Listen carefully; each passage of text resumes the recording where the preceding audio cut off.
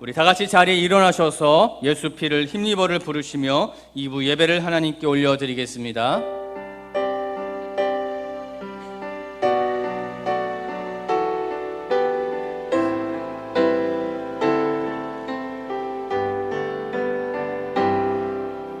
주의 보좌로 나갈 때에 어떻게 나가야 할까? 나를 구원한 주의 십자가 그것을 믿으며 가네.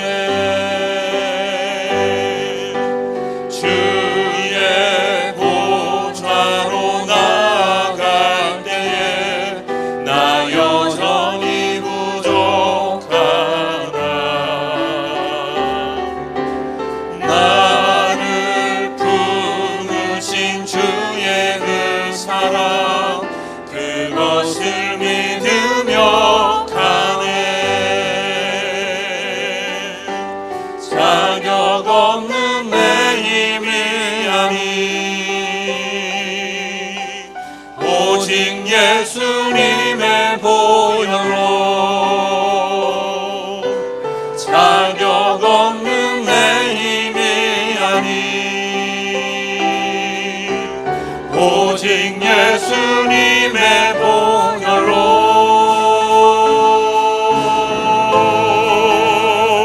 십자가의 보혈 완전하신 사랑 힘입어 나갑니다.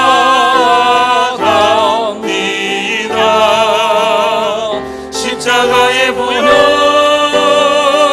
완전하신 사랑 힘입어 예배합니다.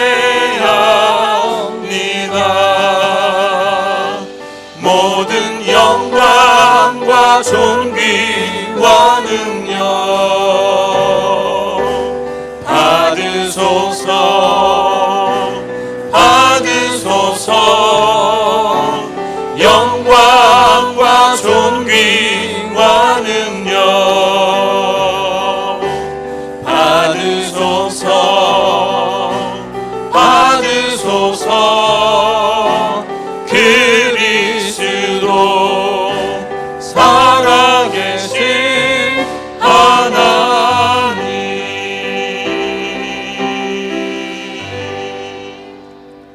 사도신경으로 우리의 신앙을 고백하겠습니다.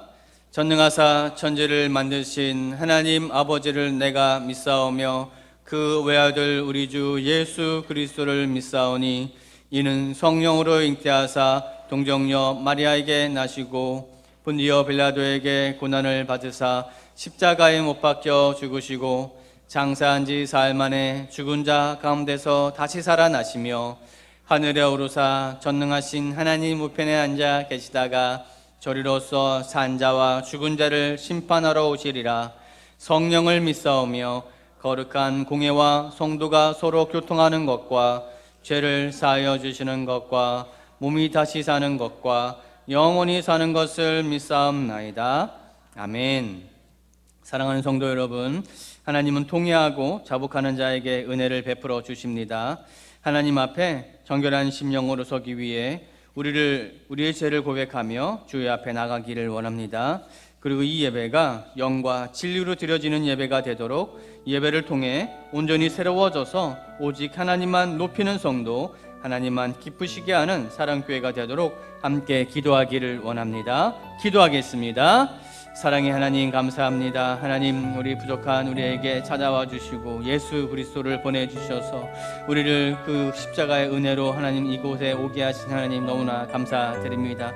십자가의 사랑과 은혜가 아니면 우리는 죽을 수밖에 없는 죄인들이지만 아버지 하나님, 그럼에도 불구하고 주 예수를 우리에게 보내주셔서 그 은혜로 우리가 삶을 고백합니다. 예수를 믿음으로 우리가 다시 주님 앞에 나와 하나님 예배드릴 수 있는 하나님 귀한 자녀로 택함받게 하심을 감사하오니 아버지, 이 예배를 통하여 주신 은혜와 사랑 우리가 받게 하여 주시옵소서. 겸손히 주님 앞에 나옵니다. 이 무더위 가운데서도 하나님을 생각하고 하나님을 사랑하고 하나님을 우리가 예배드리고자 하오니 우리 안에 찾아와 주시고 말씀하여 주셔서 그 말씀이 우리 삶을 주정하는 역사가 있게 하여 주시옵소서. 특별히 이 무더위 가운데서도 우리 또 성준호 목사님을 통해 말씀을 하나님 대원해 주실 터인데 이 말씀이 우리 안에 사고도 넘치는 은혜와 생명의 말씀으로 채워지게 하시고 그 말씀이 우리를 살아 숨쉬며 역사하게 하여 주시옵소서. 주님 감사드립니다.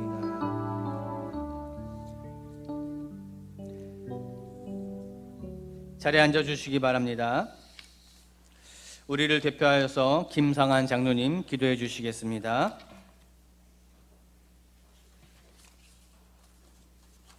이제 다 함께 기도드리겠습니다. 하나님 아버지, 이 시간 주님을 찬양하며 예배를 드립니다. 이번 여름 폭염, 폭우 그리고 태풍 등으로 고통을 받으신 분들에게 회복할 수 있는 희망을 주시옵소서. 매 시간 주님만 생각하게 하여 주시고 우리들의 행실을 늘 돌이켜보며 감사하고 회개하는 온전한 주님의 자녀가 되도록 이끌어 주세요. 주님을 믿고 의지하는 우리에게 언제나 주님의 뜻 안에서 올바른 결단을 할 수 있게 하여 주시고 주님의 나라와 의를 구하는 하루하루가 되게 하여 주시옵소서. 우리 대한민국 모두가 특히 정의롭지 못한 정치인들과 그 추종자들에게 욕심을 버리게 하시고 주님의 사랑을 깨우쳐 주셔서 올바른 대한민국 발전을 위한 마음이 생기도록 도와주시옵소서. 주님, 이 지역 사회를 이루고 있는 사람들이 주님을 찾아 예배하는 삶을 살아가도록 인도하여 주시옵소서. 이웃을 사랑하고 서로 돌보는 마음이 가지고 우리 모두가 기꺼이 봉사할 수 있는 힘을 주시기를 빕니다. 이 세상 모든 병자들에게 회복이 된다는 강한 믿음을 주시고 마음에 상처받은 자들을 치유하여 주시기를 간곡히 원합니다. 또한 주님의 사랑을 알지 못하는 세상 사람들에게 주님의 복음을 전하게 하는 일에 힘쓰는 그리스도인들이 되도록 도와주시옵소서. 특별히 우리 교회가 모두 합심하여 교회의 유익이 되는 열매를 풍성하게 맺도록 인도하여 주시옵소서. 교회의 목회자들과 섬기는 자들에게 주님의 지혜와 힘을 더욱더 주셔서 성령으로 강건하게 이끌어 주시기를 원합니다. 또한 교회의 부흥을 위하여 마음을 쏟고 영혼을 쏟는 기도를 할 수 있게 하시고 섬기는 일에 앞장서며 한순간도 주님의 영광을 가리는 일이 없도록 우리 모두를 인도하여 주시옵소서. 특별히 모든 교육부서의 여름 성경 사역이 주님의 보살핌으로 무사히 마칠 수 있게 하여 주셔서 감사드립니다. 아이들에게 주님의 사랑이 전해져 진정한 하나님의 자녀들로 자랄 수 있도록 은혜를 내려 주세요. 우리 사랑교회 성도님들 각 가정마다 주님의 성령과 은혜를 가득 채워주셔서 감사와 기쁨이 넘치도록 하여 주시옵소서. 이 시간 주님의 복된 진리의 말씀을 전하실 성준호 목사님을 성령의 생동감이 넘치는 능력으로 붙드셔서 모든 성도님들에게 감사와 기쁨이 넘치는 말씀이 되도록 하여 주시옵소서. 한 주간도 우리 서랑교회 성도님들 모두 착한 주님의 자녀로 주님의 사랑 안에서 축복받는 삶을 살아가도록 은혜를 내려 주시옵소서. 전능하신 우리 주 예수 그리스도 이름으로 기도드립니다. 아멘.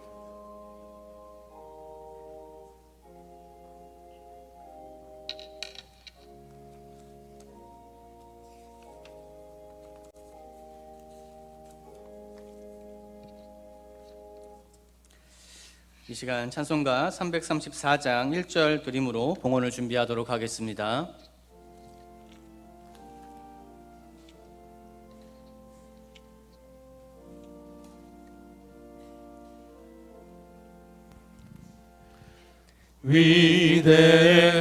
위대하신 주를 나 기억하겠네.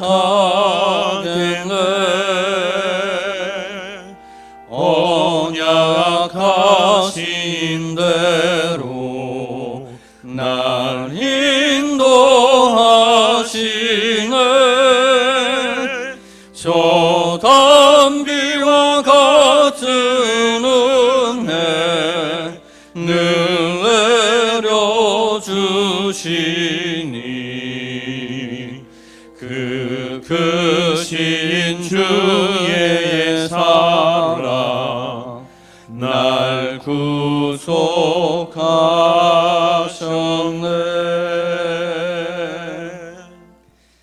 사랑이 넘치는 하나님 아버지, 베풀어 주신 주님의 은혜와 사랑에 감사와 찬송과 영광을 올려드립니다.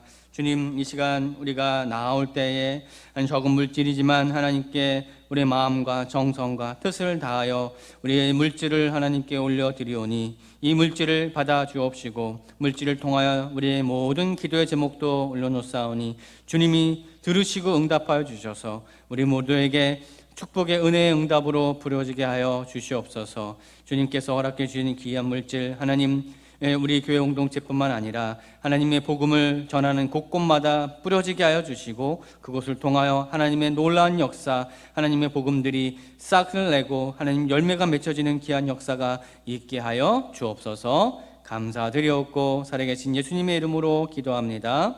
아멘. 우리 2절과 3절 드림으로 봉헌하도록 하겠습니다.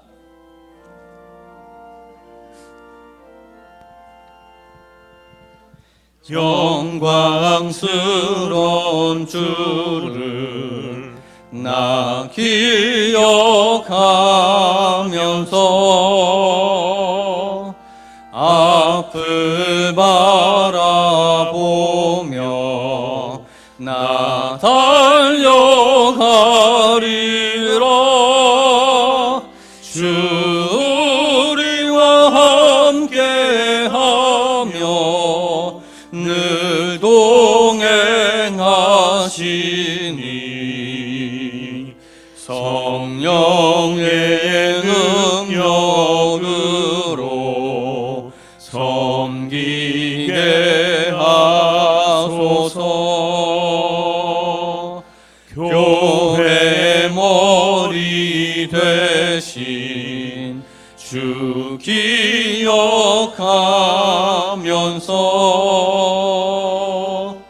힘과 부귀 모두 나 주께 바치네.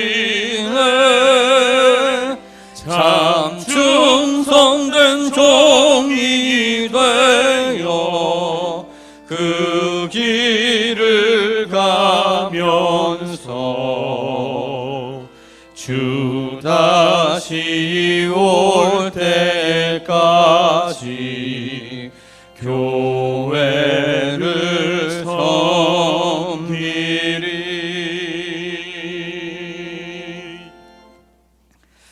오늘 우리에게 주신 하나님의 말씀 요한복음 11장 17절에서 27절의 말씀입니다. 요한복음 11장 17절에서 27절의 말씀 교독하도록 하겠습니다. 예수께서 와서 보시니 나사로가 무덤에 있는지 이미 나으리라. 베다니는 예루살렘에서 가깝기가 한 오리쯤 되매 많은 유대인이 마르다와 마리아에게 그 오라비의 일로 위문하러 왔더니 마르다는 예수께서 오신다는 말을 듣고 곧 나가 맞이하되 마리아는 집에 앉았더라. 마르다가 예수께 여짜오되 주께서 여기 계셨더라면 내 오라비가 죽지 아니하였겠나이다. 그러나 나는 이제라도 주께서 무엇이든지 하나님께 구하는 것을 하나님이 주실 줄을 아나이다. 예수께서 이르시되 내 오라비가 다시 살아나리라. 마르다가 이르되 마지막 날 부활 때에는 다시 살아날 줄을 내가 아나이다. 예수께서 이르시되 나는 부활이요 생명이니 나를 믿는 자는 죽어도 살겠고 무릇 살아서 나를 믿는 자는 영원히 죽지 아니하니 이것을 내가 믿느냐. 함께 읽습니다. 이르되 주여 그러하외다. 주는 그리스도시요 세상에 오시는 하나님의 아들이신 줄 내가 믿나이다. 아멘. 이 시간에는 우리 눈을 주님께 돌려라는 찬양의 제목으로 호산나 성가대가 하나님께 찬양 올려드리겠습니다.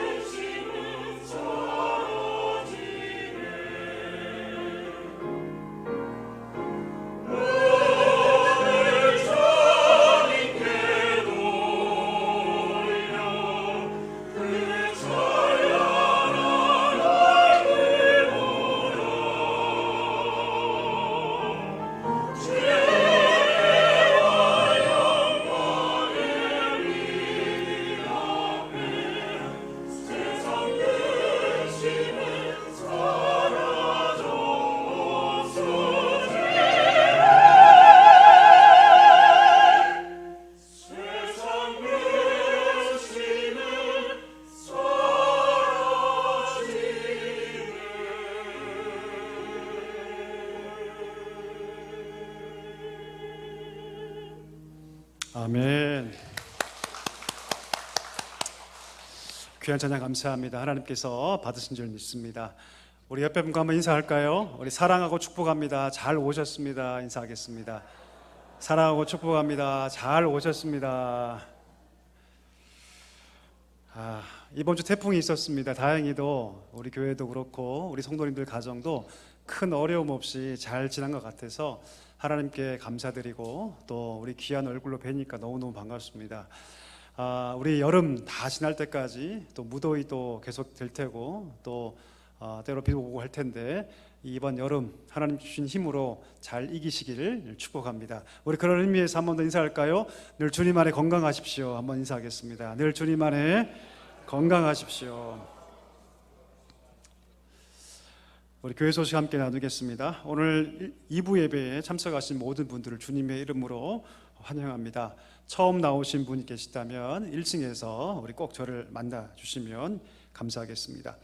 우리 태신자를 위한 기도를 계속 권면 중에 있습니다. 우리 105명의 우리 작정된 영혼들을 위해서 하루에 한 번 꼭 10분 이상 기도해 주셨으면 감사하겠습니다. 그리고 우리 품기도회 참가자에게 감사 선물을 증정하고자 합니다. 다음 세대 사역이 하나님의 은혜 가운데 잘 마쳤고요. 특별히 이들을 위해서 기도했던 우리 품기도회 참석자들에게 성경학교 티셔츠를 드린다고 합니다. 그래서 사무실에 오셔서 받아가시면 감사하겠습니다. 큐티학교 수강생 모집 중입니다. 하나님 말씀을 더욱더 깊고 풍성히 보는 법을 배우는 큐티학교 시간이 될 것입니다. 9월 2일부터 23일까지 4주간 토요일 오전 10시에 진행이 됩니다. 성경을 좀 풍성하게 보기를 원하시는 분들 이거 하면 또 막 큐티 무조건 해야 되는 거 아닌가? 마리 큐티 학교이 사실은 성경을 보는 법을 배우는 시간이 될 것입니다. 기억해 주시고요. 다음 주까지 우리 신청 받으니까요. 기억해 주시고 참여해 주시면 감사하겠습니다. 우리 목자 전체 모임이 있습니다. 8월 27일 주일 날 우리 찬양 예배 후에 우리 하반기 이제 목장 모임이 9월부터 시작이 될 텐데 그 전에 예비 모임으로 목자 전체 모임을 갖고자 합니다. 모든 목자들께서는 우리 꼭 참석해 주시기 바랍니다. 그리고 우리 다음 주부터 2주간에 걸쳐서 우리 기독교와 이슬람이라는 주제의 주제 특강을 진행하고자 합니다. 오늘까지 우리 만나 성경 아카데미 신약 편을 마지막으로 이제 마치고요. 중간에 번외 편으로 4주간에 걸쳐서 2주는 기독교와 이슬람, 또 2주는 기독교와 또 천주교, 카톨릭 이 두 가지 주제를 가지고 특강을 진행하려고 하니까요. 우리 관심 있는 분들 많이 참석해 주시고 우리가 잘 모르는 분야이기도 합니다. 그렇죠? 그래서 이번 기회에 많이 참석하셔서 배우시면 좋겠습니다. 우리 세 가족 분이 있습니다. 우리 일부에 참석해 주셨는데요. 우리 이순희 성도님 나오셨는데요. 우리 환영해 주시고 또 반갑게 맞아주시면 감사하겠습니다. 우리 그 재정부에서 우리 부탁이 있는데요. 우리 헌금 하시는 분 중에 온라인으로 하신 분들이 계실 텐데 이름을 꼭 기입해 달라는 부탁이 있었습니다. 입금하실 때 꼭 이름을 꼭 기록해 주시고 또 헌금 종류, 예를 들면 11조면 11조 등등 이렇게 함께 기록해 주시면 관리하는데 도움이 될 것 같습니다. 꼭 기억해 주시면 감사하겠습니다. 우리 반가운 분이 오셨습니다. 우리 백혜수 성도님 잠깐 우리 자리에 일어나 주실까요? 예, 휴가차 우리 귀국해서 오셨습니다. 우리 사랑교회에서 함께 성장했던 분이셨는데요. 잠깐 들리셔서 또 잊지 못해서 함께 참석해 주셨습니다. 우리 환영해 주시면 감사하겠습니다. 우리 잠깐 기도하고 말씀 나누겠습니다. 하나님 아버지 감사합니다. 저희를 사랑하여 주시고 한 주의 모든 삶 하나님 은혜 가운데 살게 하셨다가 거룩한 성의를 기억하며 예배자로 부르시니 참으로 감사합니다. 하나님 아버지 시간에 예배할 때 우리의 중심이 하나님께 연락되기를 소망합니다. 하나님 우리 심령을 인도하여 주시고 한 명도 그냥 왔다가 그냥 가지 않으며 하나님의 은혜 가운데 말씀의 결단 가운데 나아가는 은혜가 있게 하여 주옵소서.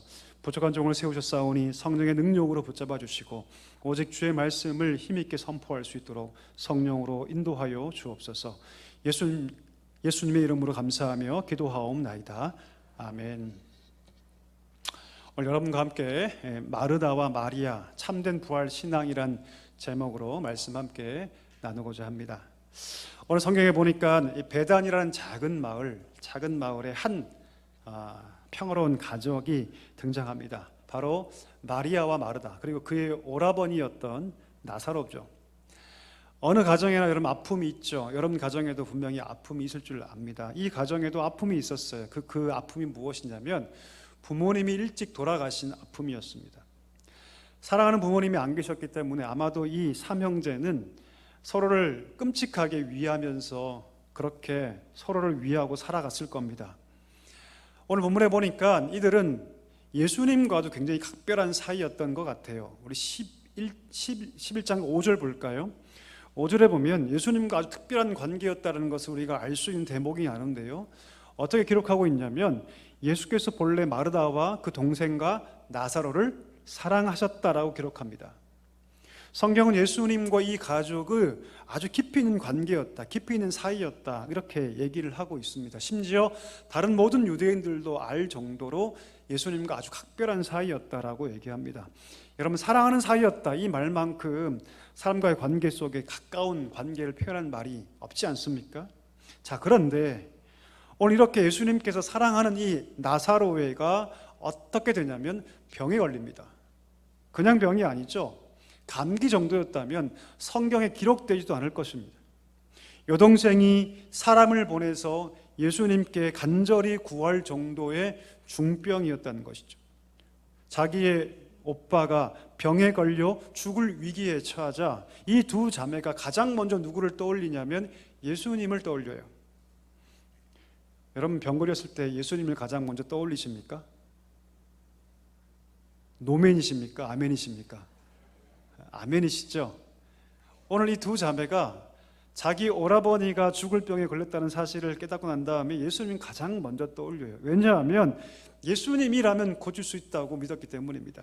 물로 포도주를 만들고 오병이어로 5,000명을 먹이시고 수많은 병자를 고치시고 맹인의 눈조차 뜨게 했던 예수님, 바다 위를 걸으셨던 그 예수님을 알고 있었기 때문입니다. 그런데 예수님께서 그 소식을 접하시고 이상하게도 움직이지 않으세요. 신속하게 움직일 법한데 예수님은 곧바로 움직이지 않으십니다.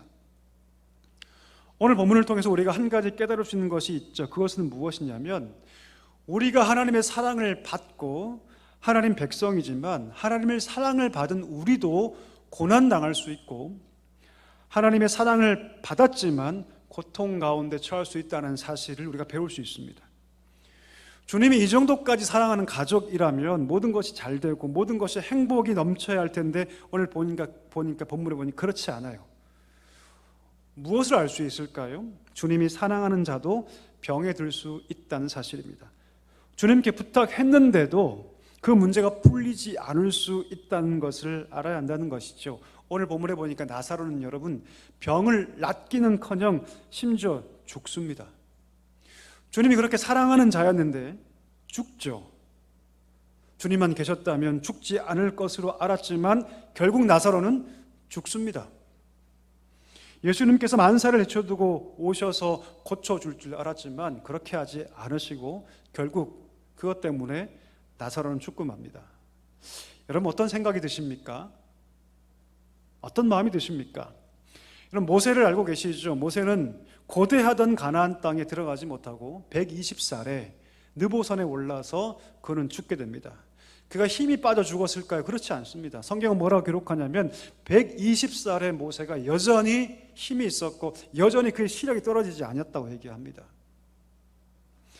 고생하며 온 백성을 이끌어온 그 모세가 가나안 땅에 들어가지 못하고 왜 느보산에서 죽어야 한단 말입니까? 민수기 12장 3절에 보면 하나님께서 그 모세를 평가하세요. 어떻게 평가하시냐면 이 사람 모세는 그 온유함이 지면의 모든 사람보다 승하더라. 다시 말하면 뛰어나다. 그 정도로 모세는 인품으로 따지면 따라올 자가 없다. 그렇게 하나님께서 칭찬하실 정도인데 돌 한 번 잘못 두드렸다고, 하나님 말씀 한 번 어겼다고, 화 한 번 냈다고 왜 가나안 땅에 들어가지 못해야 합니까? 욥을 알고 계시죠, 여러분? 하나님께서 욥을 어떻게 평가하시죠? 이와 같이 정직하고 온전하여 하나님을 경외하며 하나님을 마음에 꼭 맞는 사람이 이 땅 가운데 없다라고 평가할 정도의 사람이었습니다. 그런데 왜 그가 한꺼번에 자식이 다 죽임을 당하고 그 많은 재산을 한꺼번에 왜 빼앗기는 고통을 당해야 합니까? 그뿐 아니죠, 여러분. 요셉, 다니엘, 에스겔, 왜 그들이 고난당해야 합니까? 그렇게 하나님을 사랑했고 생명을 바쳐서 그렇게 하나님을 따라갔던 자들, 하나님을 사랑했고 하나님께 사랑받은 그들이 왜, 하나님께 인정받은 그들이 왜 고난을 당하고 어려움을 당해야 합니까? 참 중요한 질문이죠. 이 중요한 질문에 가장 근간이 된 답이 무엇이냐면 바로 이 답입니다. 여러분, 하나님의 사랑을 입은 자, 다시 말하면 우리는 하나님의 사랑을 입은 자인 줄 믿습니다. 아멘이 안 나오시는군요. 한 번 더 물어보겠습니다. 우리는 하나님의 사랑을 입은 자인 줄 믿습니다. 아멘. 예, 맞습니다, 여러분. 우리는요, 하나님의 사랑을 입은 자예요. 자, 그런데 하나님의 사랑을 입은 자가 당하는 고난에는 반드시 이유가 있다는 것이죠. 분명한 이유가 있습니다. 하나님의 사랑을 입은 자들에게 아무 의미 없는 고난이란 존재하지 않습니다. 하나님을 알지 못하는 자, 상관없는 자에게는요, 의미 없는 고난이 있을 수 있어요. 하지만 하나님께서 돌보시는 자들, 하나님의 사랑을 입은 자들에게는 의미 없는 고난이란 존재하지 않습니다. 우리가 때때로 고난을 당하죠. 병이 들 때가 있죠. 이유도 모르게 바라지 않는 때에 나사로처럼 그렇게 고통당할 때가 있습니다. 그런데 거기에는요, 반드시 뭐가 있다? 하나님의 이유가 있습니다. 하나님의 목적이 있다라는 것이죠. 오늘 나사로가 병들지 않습니까? 심지어 죽지 않습니까?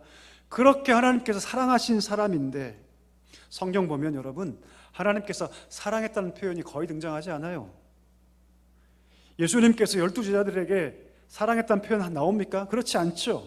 기껏해야 요한 정도입니다. 기껏해야 마가복음 10장 21절에 보면 한밤에 찾아온 부자에게 예수님이 그를 사랑했다는 표현 정도가 나오죠. 그러니까 여러분, 그렇게 애탄 정을 가지고 오늘 본문을 쭉 보면 예수님께서 눈물을 흘리시거든요. 그 정도로 사랑했던 가족은 이 가정밖에 없습니다.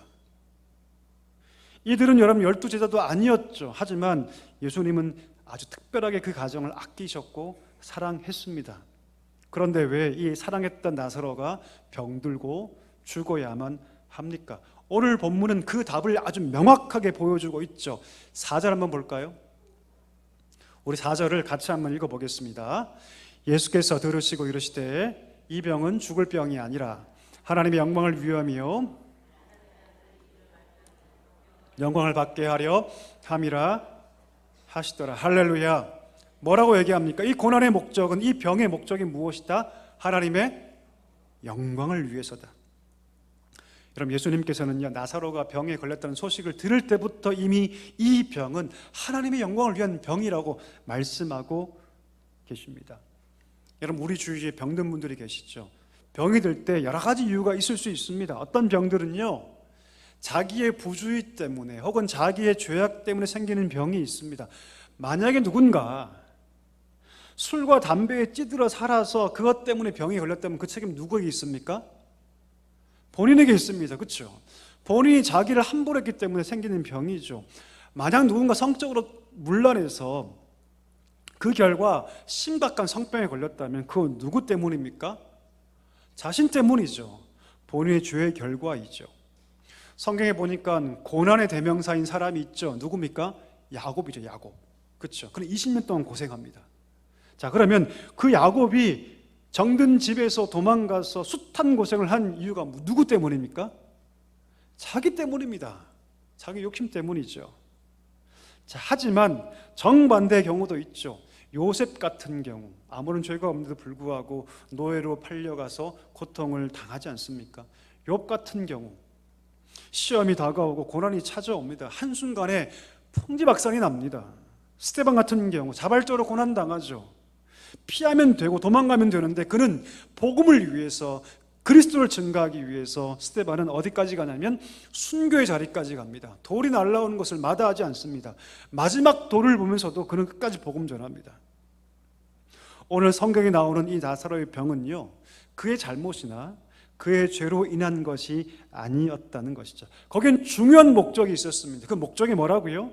하나님의 영광이라는 목적입니다. 하나님의 영광. 나사로의 병은 하나님께서 하고 싶은 일을 하시기 위해서 주신 병이라는 것을 오늘 본문은 잘 보여줍니다.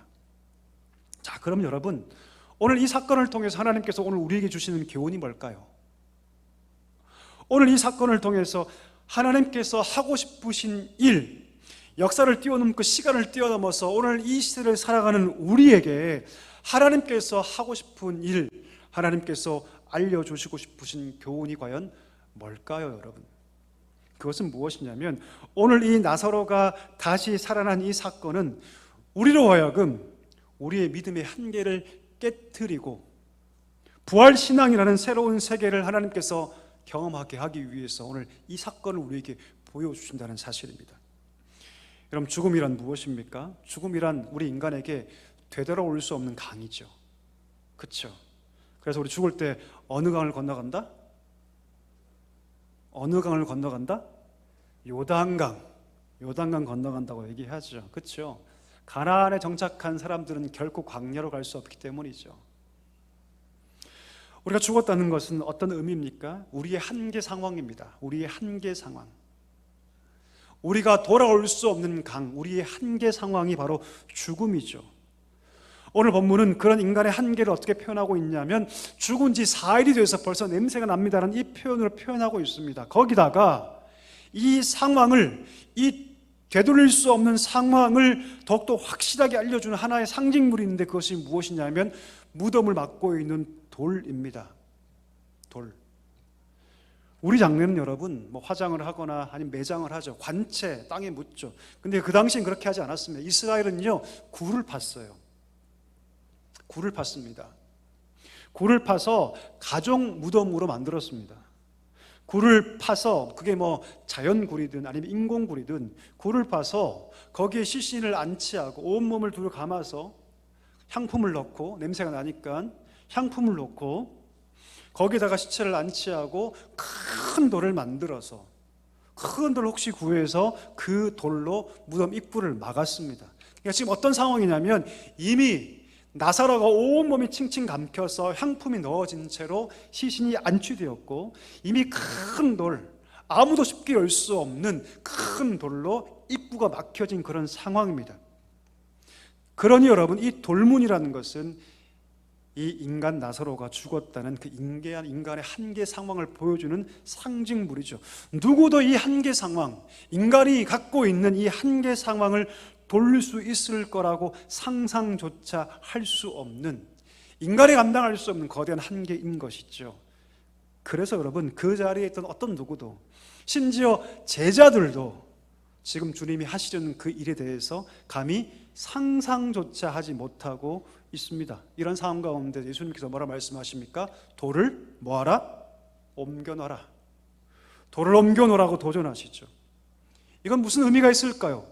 마치 지금 너희를 가로막고 있는 너희의 그 인식의 한계, 너희의 그 사고의 한계, 너희 그 믿음의 한계를 뭐하라?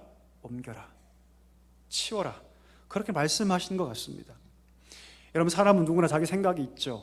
오늘 제가 처음으로 이 빨간색의 셔츠를 입고 왔습니다. 한번 물어보겠습니다. 잘 어울립니까? 어울리지 않습니까?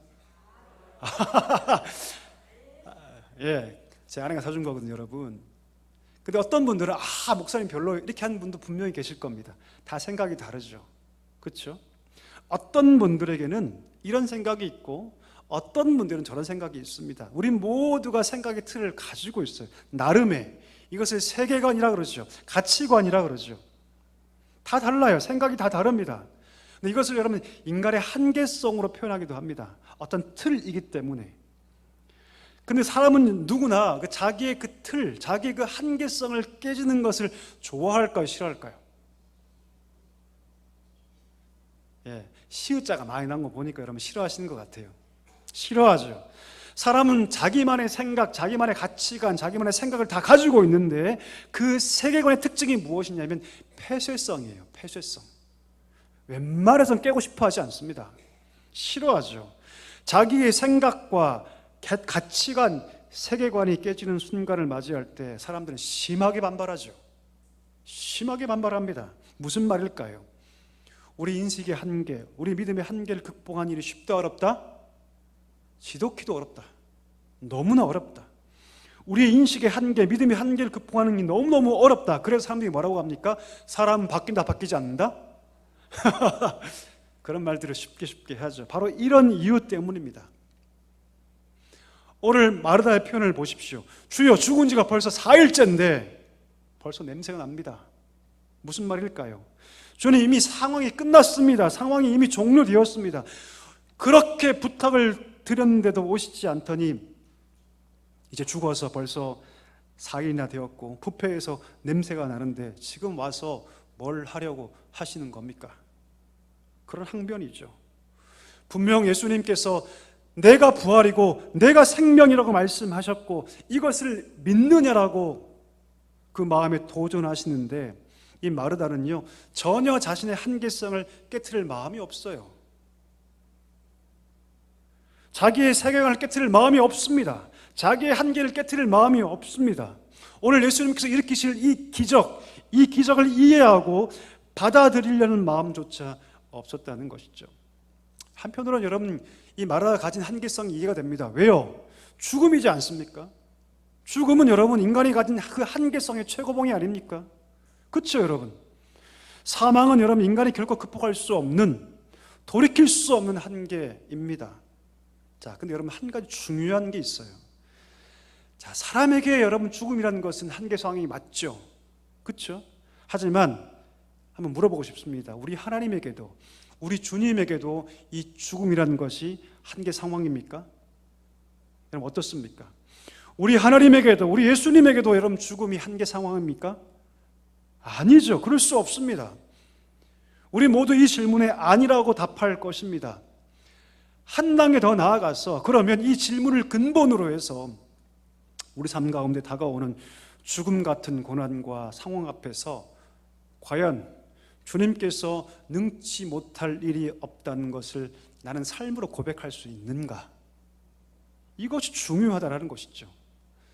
나사로가 죽어서 무덤에 있는지 벌써 4일째 되는 그런 상황이지만 우리에게는, 우리 인간에게는 이것이 한계 상황이고 깰 수 없는 한계이지만 그러나 우리 하나님에게는, 우리 주님에게는 이 일이 끝난 일이 아니라는 그 믿음이 우리 가운데 필요하다는 것을 오늘 성경이 말하고 있다는 것이죠.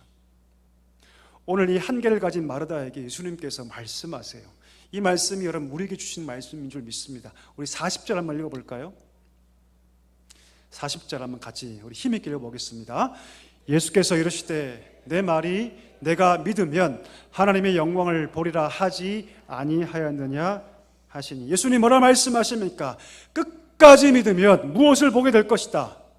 영광을 보게 될 것이라 말씀하십니다. 영광을 본다는 것은 무엇입니까? 오늘 본문으로 따지면 나사로가 살아날 것을 보게 될 것이다. 이것을 우리 삶으로 갖고 와서 얘기하면 하나님께서 우리 각자의 분명한 의도와 목적을 갖고 계시는데, 하나님께서 우리 각자의 삶에 품으신 그 의도와 목적이 우리 삶 가운데 비로소 이루어지게 되는 것을 보게 될 것이라고 말씀하는 것이죠. 어떻게 하면요? 끝까지 믿으면. 여러분, 우리 믿음의 여정에는요, 많은 복병들이 있습니다. 어려움들이 있죠. 모두 다 믿음으로 시작합니다. 삶이 어려움이 다가왔을 때, 위기가 찾아올 때 대부분의 성도들은 믿음으로 시작합니다. 믿음으로 살기 위해 몸부림치죠. 자, 그러다가 어느 정도 시간이 지나서 별 변화가 없을 때, 어느 정도 시간이 지났음에도 결과가 신통치 않을 때, 그렇게 예수를 믿고 기도하고 예배생활 잘하고 심지어 학문생활 잘했는데도 어려운 일이 계속될 때, 그때 어떤 분들이 이렇게 얘기합니다. 내가 열심히 했는데 별로 신통치 않던데, 내가 예수 믿어보았는데 그거 별거 없던데, 심지어 이렇게 얘기를 하죠. 이런 상황에는 하나님도 별 수 없더라, 이렇게 말하는 분들이 계십니다. 자, 그럼 무엇이 문제일까요? 이렇게 말하는, 이렇게 생각하는 분들에게 무엇이 문제일까요? 어떤 믿음이 없기 때문이냐면, 한번 따라할까요? 끝까지의 믿음이 없다. 어떤 믿음이 없다? 끝까지의 믿음이 없는 거죠. 오늘 주님께서 하신 말씀이 무엇입니까? 끝까지 믿으면 너의 한계점, 너의 세계관, 너의 가치관, 너의 스스로 그어놓은 그 한계를 넘어서는 상황까지 끝까지 믿지 않으면 영광을 볼 수 없다. 바꿔 얘기하면 끝까지 믿으면 그때 비로소 너희가 하나님의 영광을 보게 될 것이다. 우리 각자의 하나님께서 분명한 의도와 목적을 담아두셨는데 그 일이 이루어지는 것을 끝까지 믿으면 그 영광을 보게 될 거라고 하나님 말씀하고 계시는 것입니다. 하나님 어떤 분이십니까? 하나님은요, 우리의 한계, 우리의 세계관, 우리의 가치관을 뛰어넘어서 역사하신 하나님인 줄 믿습니다. 아멘이십니까? 이것을 믿어야 할 줄 믿습니다. 이 믿음이 여러분, 저와 여러분에게 충만하게 있기를 간절히 소망합니다. 이 믿음이 있는 자만 하나님의 역사를 보고, 이 믿음이 있는 자만 하나님의 영광을 볼 수 있기 때문이죠. 오늘 많은 사람들이 이 돌을 굴려놓죠. 그리고 그 굴려진 돌, 입구가 훤히 보이고 있는 굴 앞에서 예수님이 기도하십니다. 그 기도의 내용을 잘 보면 간구 기도가 아니에요. 하나님, 나사로를 살려주옵소서로 간구 기도가 아니라 어떤 기도를 드리시냐면 감사하는 기도를 드리세요. 아버지여, 내 말을 들으신 것을 감사합니다. 아버지여, 내 말을 들으신 것을 감사하나이다. 그리고 그 무덤 안에 죽어있는 나사로를 향해서 마치 살아있는 사람 부르듯이 부르시죠. 나사로야, 뭐하라? 나와라. 이미 죽은 지 4일째입니다. 몸의 장기들이 다 부패하고 있습니다. 상당히 진행되었습니다. 냄새가 납니다. 근데 주님 마치 산 사람에게 말씀하듯이 명령하시죠. 나사로야, 걸어 나오라. 그러자 죽은 나사로에게 생명이 부여되고 그가 산자의 모습으로 그가 걸어 나옵니다. 오늘 본문을 통해서 하나님께서 우리 가운데 하시고 싶은 메시지가 있어요. 여러분, 3가지입니다. 첫 번째, 한번 따라 하실까요? 우리에게 부활의 소망이 있다. 아멘이십니까, 여러분? 오늘 예수님께서 보여주고 알려주시는 이 나사로의 부활 사건은요, 한 사건을 예표하고 있어요. 어떤 사건일까요? 바로 예수님의 부활 사건을 예표하고 있습니다. 잠시 후에 주님께서 십자가에 죽으시고 부활하셔서 잠자는 자들의 첫 열매가 되실 것인데, 그 부활에 대해서 나사로가 예표적으로 분명히 알려주고 있고 증거하고 있다는 것이죠. 주님은 우리가 알지도 못하고 보지 못하는 그 부활의 세계를 가시적으로 지금 보여주고 계시는 거예요. 누구를 통해서? 나사로를 통해서. 그래서 일부러 주님은 죽은 자 가운데서 그를 불러내시는 것입니다. 이것은 그 당시에 주변에 있던 사람들만을 위한 것이 아니죠. 누구를 위한 것입니까? 오늘 우리를 위한 것인 줄 믿습니다. 오늘 주님께서 일부러 나사로를 살리신 이 분명한 의도는 이 시대를 살아가는 우리가 부활의 신앙으로 살라, 죽음이 끝이 아니라 우리의 삶은 어디로 연결되어 있다? 부활로 연결되어 있다. 할렐루야. 이 신앙으로 살라. 이 신앙이 있을 때 때로는 죽음 같은 고난과 위기가 찾아오겠지만 이 신앙 때문에 그 고난을 이길 수 있기 때문입니다. 우리 축복합니다. 오늘 말씀 듣는 우리 모두에게 이 부활 신앙이 견고하게 자리하기를 주의 이름으로 축복합니다. 이 첫 번째입니다. 그럼 두 번째는 뭘까요? 한번 따라할까요? 믿음의 한계를 깨트리라. 여러분, 우리에게는 다 선이 있죠. 우리만의 그어진 선이 있습니다. 우리 사람께 보면 앉는 자리에 앉으시죠, 그렇죠? 저도 제 앉는 자리가 있습니다. 그 자리에 앉자면 불편하죠, 그렇죠? 굉장히 불편해요. 갔는데 다른 분이 내 자리에 앉아 있어? 막 미워지기 시작합니다. 미워지기 시작해요. 한 예를 드리는 거예요, 여러분. 우린 다 자기만의 선이 있어요. 심지어 믿음에도 그 선이 있습니다. 스스로 그어놓은 믿음의 틀, 그 틀 밖에 절대로 안 나가려고 하죠. 그 한계를 절대 깨려고 하지 않죠. 자, 그런데 오늘 주님 뭐라 말씀하십니까? 그 한계를 깨야 한다고 말씀하세요. 그 한계 틀, 스스로 만들어버린 그 한계를 깨지 않으면 주님 말씀하시는 그 세계를 그 한계로 그냥 다 한정지어버리고 보지 못하면 안 된다고 말씀하시는 것이죠. 하나님 어떤 분입니까? 내 지식의 한계나 내 경험의 한계나 내 인식의 한계로 가둘 수 있는 분이 아닌 줄 믿습니다.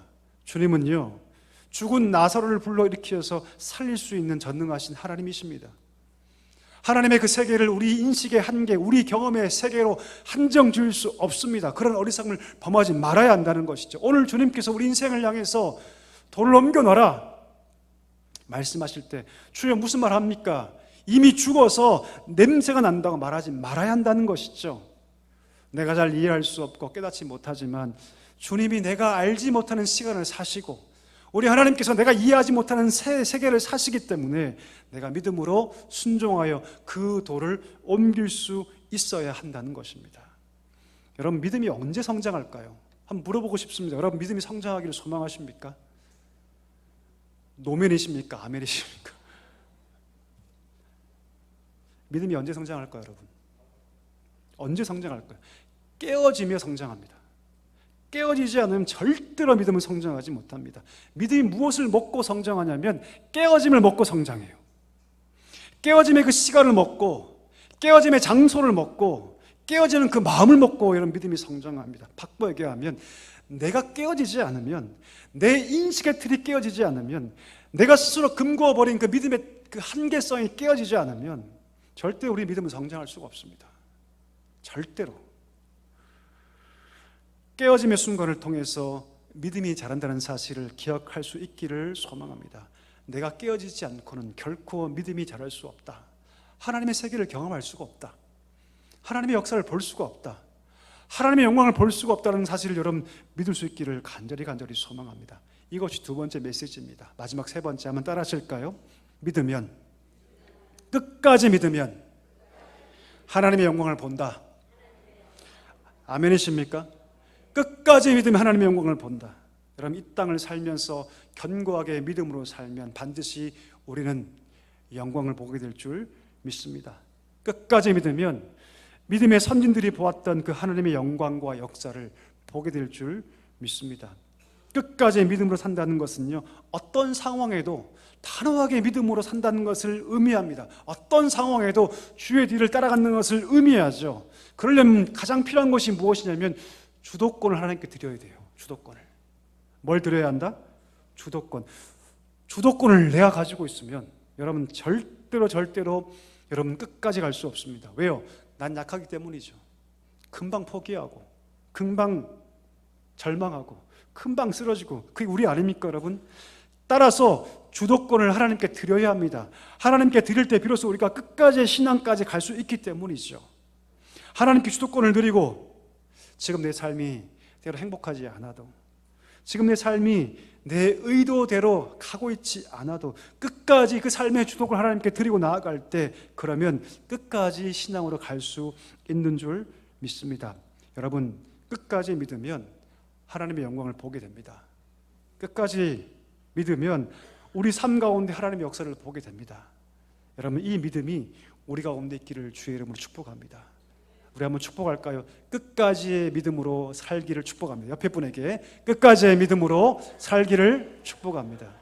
그럼 이 믿음이 이 사랑교회 모든 성도들에게 충만하게 있기를 축복합니다. 우리 다 함께 일어나셔서 이 시간 찬양하겠습니다. 너무나 좋은 찬양인데요. 오직 믿음으로 내가 살리라. 오직 의인은 믿음으로 말미암아 살리라. 세상 흔들려도 나는 믿음으로 살 것입니다. 이 고백으로 우리 결단하며 함께 찬양하겠습니다.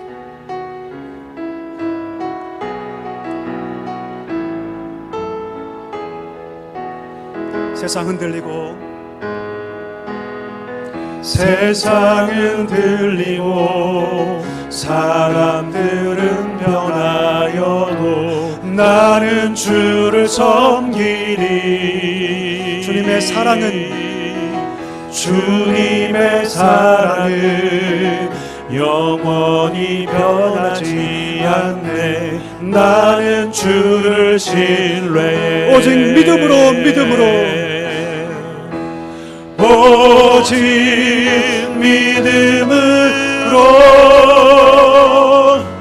믿음으로 내가 살리라. 오직 믿음으로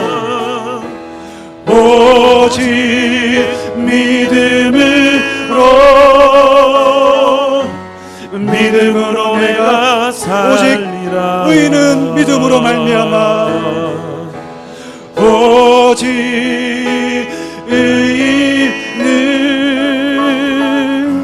믿음으로 말미암아 살리라. 오직 의인은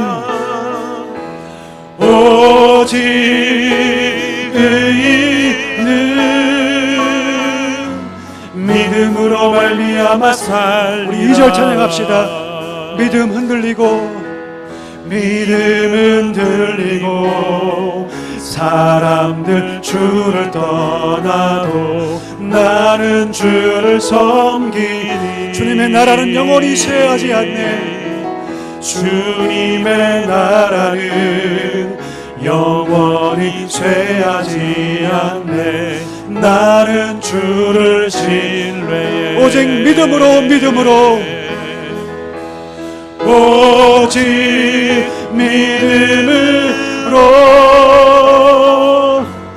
믿음으로 내가 살리라. 오직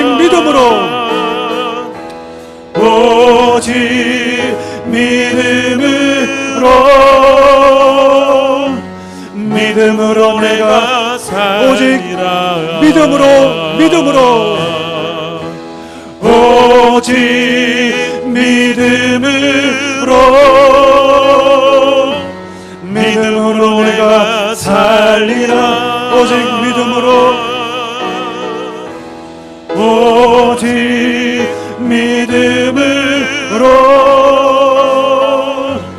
믿음으로 내가 살리라.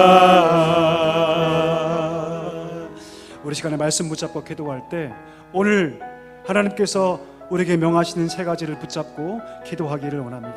하나님, 우리 가운데 부활의 소망을 가지게 하여 주옵소서. 끝까지 그 믿음 가운데 살아서 우리가 살아가는 삶 속에 때로는 죽음 같은 고통이 찾아온다 할지라도 부활의 소망을 가지고 이기게 달라고 기도하기를 소망합니다. 두 번째 기도할 때 하나님, 믿음의 한계를 깨트리게 하여 주옵소서. 내가 갖고 있는 그 지식의 한계, 인식의 한계, 내 가치관으로 하나님을 재지 않게 해주시고 하나님의 세계를 경험하게 하여 주시옵소서. 내 자아가 깨지고 그 속에서 우리 믿음이 성장할 수 있도록 주여 인도해 달라고 기도하기를 원합니다. 마지막 세 번째, 끝까지의 믿음으로 살게 하여 주옵소서. 끝까지의 믿음으로 살아 하나님의 영광을 보게 하여 주옵소서. 다른 사람의 인생이 아니라 내 인생의 한복판에서 하나님의 영광을 보게 달라고 우리 말씀 붙잡고 함께 통성으로 기도하기를 원합니다. 다 같이 기도하겠습니다. 하나님 아버지, 감사합니다. 간절히 기도하며 나아갑니다. 부활의 소망으로 살게 하여 주옵소서. 하나님 아버지, 우리의 삶 가운데 부활의 신앙이 견고하게 자리하게 하여 주옵소서. 때때로 우리 인생 가운데 하나님 아버지, 죽음 같은 고통이 찾아온다 할지라도 믿음으로 믿음으로 승리하게 해 주옵소서. 끝까지 이 증거를 가지고 믿음을 가지고 살 수 있도록 주의 은혜를 더하여 주시기를 간절히 소망합니다. 믿음의 한계를 깨트리게 하여 주옵소서. 우리 지식의 한계, 인식의 한계를 깨트리게 하여 주옵소서. 하나님의 세계를 살게 하여 주옵소서. 하나님의 능력을 보게 하여 주옵소서. 하나님 아버지, 믿음은 깨어짐의 순간을 통해서 우리 가운데 주어지는 것을 알게 하여 주시고, 하나님 우리 자아가 깨어지게 하여 주옵소서. 우리의 인식의 틀이 깨어지게 하여 주옵소서.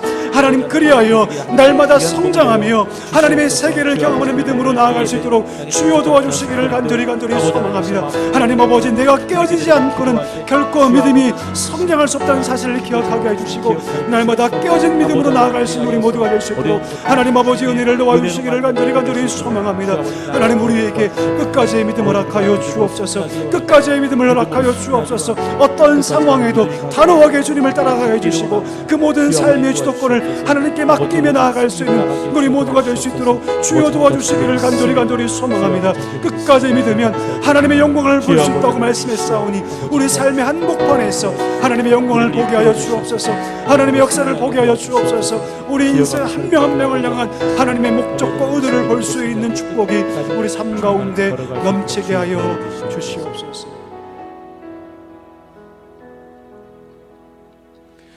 은혜가 풍성하신 하나님 아버지, 우리 평생에 끝까지의 신앙으로 끝까지의 믿음을 가지고 살게 하여 주옵소서. 하나님 아버지, 내 믿음의 한계가 깨어지게 하여 주시고 하나님의 세계를 살게 하여 주옵소서. 하나님 능력을 보게 하여 주시옵소서. 주님 부르시는 그날까지 부활의 참 소망, 참 신앙을 가지고 사랑하는 사랑교회 모든 성도들 되게 하여 주시옵소서. 예수님의 이름으로 감사하며 기도하옵나이다. 아멘.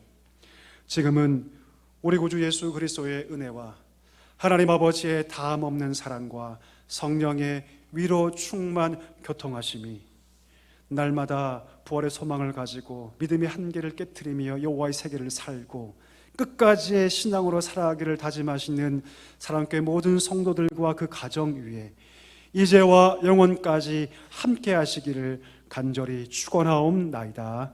아멘.